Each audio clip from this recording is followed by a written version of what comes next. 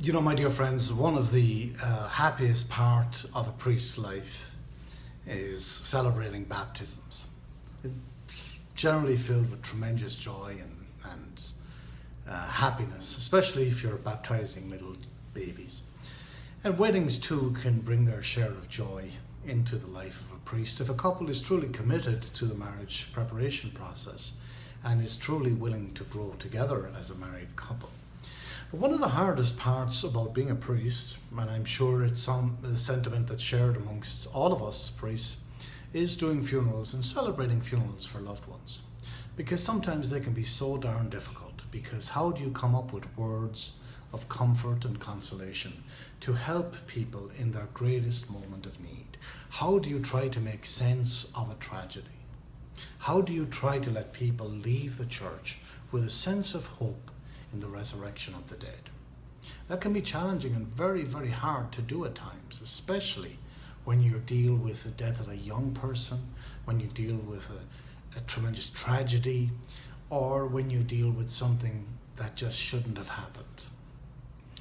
And, you know, during these ceremonies of weddings and funerals, sometimes people come up to me and say, you know, Father, I'd love to have the faith you have. Or, I used to be Catholic, but I'm not Catholic anymore. I don't bother going to church. Or, you know, I'm a fallen away Catholic. I just don't bother anymore. And I always remind them, I say, you know, there's really no such thing as a former Catholic or as somebody that's a fallen away Catholic. Because as Catholics, while many might think they're perfect Catholics, I don't believe a perfect Catholic exists, because we're all works in progress. I could be a better priest. I could be a better Catholic. But you also could be a better husband, a better wife, a better son, a better daughter, a better child. You too could become a better person, because you have that potential, and God has that ability to change us to become better people. And not so long ago, I was speaking with a friend of mine, and we were talking about Jeremiah, the great prophet of the Old Testament, especially chapter 18, verse 6, in which Jeremiah writes to his people and says, just like the clay in the hands of a potter, so are you in my hands, O house of Israel. And I was thinking, that's so true. God is the maker, we are the clay. He is the hands that forms and shapes the clay and makes us who we are. And I was going along quite happy with that belief in myself until my friend told me that she took a class in pottery. And she said, before you even start making a tremendous piece of art or a tremendous sculpture or something, that clay, that blob of clay that you initially work with, has to be beaten down and softened and stretched and pulled left, right and center. It cannot just come from the ground and begin immediately to be turned and transformed into a potential beautiful work of art. Something has to be done with the clay first to make it ready so that it can be, you know, designed and made into something that people will admire. And I was thinking about that afterwards, and I said, you know, that really is kind of like our faith too. Because when we try to grow in our faith lives, sometimes we're like that blob of clay. Sometimes we're pulled and stretched, and we don't understand why we have to do that, why we have to go through that. Why is God doing that to us? Why are we being, you know, just prepared for something more beautiful? We don't understand it then, but when we look back, we can see, yes, that's why God was preparing me. And, you know, when people say God is so far from my life, I always say, well, who moved? God will do for us what we cannot do for ourselves. And that is, if we allow him, he will bring us to our full potential. He will bring us from that blob of clay into a wonderful work of art that's treasured and admired by many, many people. And that involves, my friends, trusting in God. And that's what I want to talk to you about today. Because trusting in God revolves taking an initial leap of faith in which we recognize that God has always been with us, will always be with us, lives within us, and will never leave us alone. In the Gospels, we read Jesus telling his disciples, if God cares for the lilies in the field, for the plants and the birds in the sky, how much more will he care for us?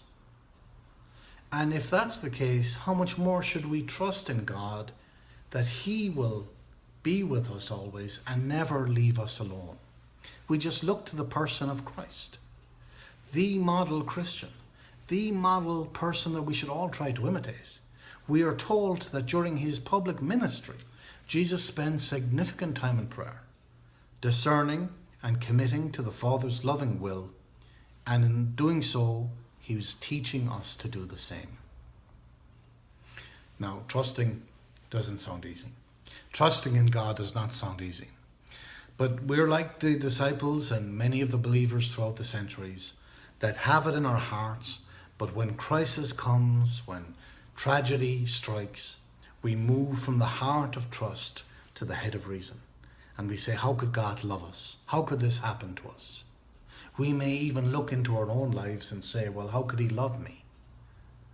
How could he love me after all I've done? How could he love me after all I've been through?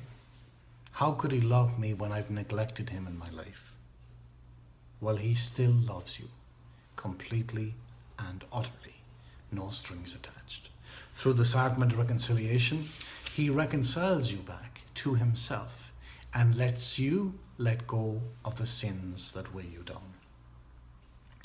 John chapter 14 verse 1, Jesus says very clearly, do not let your hearts be troubled. Have faith in God and faith in me. Have faith in God and faith in me. If you believe that God will change you and can change you, he will. Christ himself has told us, and Christ doesn't lie, and God does not make junk. So I think for all of us as we journey in our faith lives, no matter where we are in our faith, whether we think we've got tremendous faith or struggle with our faith, it's very, very important for us to follow Jesus's lead. That is to rely on prayer first and foremost, to place our cares and concerns before God and ask him to take them upon himself, and to act in faith, even when trouble and anxiety exists. He invites us to trust him more deeply. Some of our daily lives, some of the activities we do each and every day will be transformed dramatically when we begin to trust God more, because he will see in us a certain sense of surrendering, and he will take control. I always, kind of joke with people and I say, invite God into your life and then step out of the way. Let God rule and control your life, and I assure you, he will bring you happiness and joy, and he will transform you from that blob of clay in which many of us can be stuck into, to a most beautiful and fantastic work of art. God's invitation is there. Trust, trust, trust. I'm Father Brian Horgan here at St. Lucy Catholic Church. I hope you'll have the opportunity to visit us sometime, located here in Highland Beach, Florida. There are no strangers here, just friends who haven't met. May God always bless you, be with you, and may he continue to hold you in the palm of his hand. God bless.